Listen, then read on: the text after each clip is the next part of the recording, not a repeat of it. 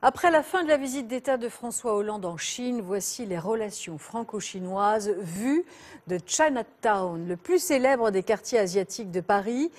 Tisser des liens commence d'abord par l'apprentissage de la langue. Et on l'a vu lors du voyage du président français, les jeunes Chinois s'expriment de mieux en mieux dans la langue de Molière. Ce reportage de Dominique Dumas et Alex Gouary. Chinatown, c'est le nom familier pour cette partie du 13e arrondissement parisien où les tours ont poussé comme des champignons dans les années 70. Ici, tout évoque l'Asie et la première visite de François Hollande en Chine a été bien perçue.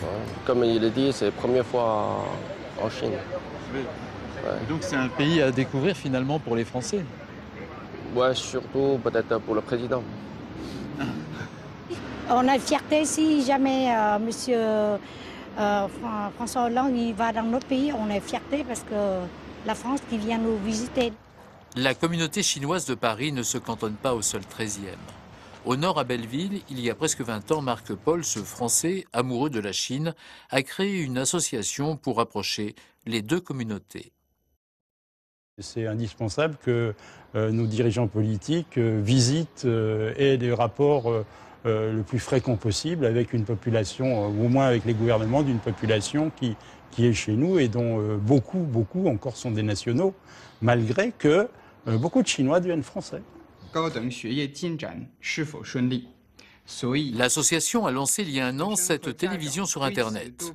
Des dossiers de société font la une, comme récemment un reportage sur le mariage pour tous, qui a vivement intéressé les internautes chinois. Nous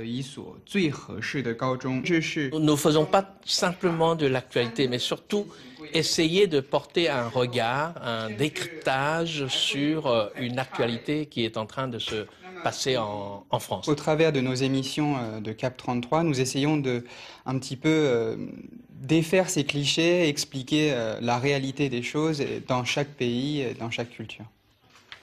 Quelle année ? À l'étage au-dessus, des nouveaux arrivants apprennent le français. S'ils sont concentrés, la bonne humeur est la règle. Ces Chinois de tous les âges découvrent les valeurs républicaines. Il est grand.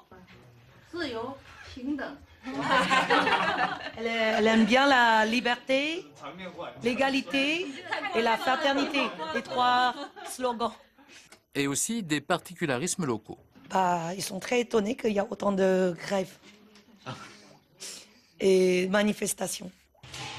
2013, année du serpent, est synonyme pour les Chinois de sagesse et d'ouverture d'esprit.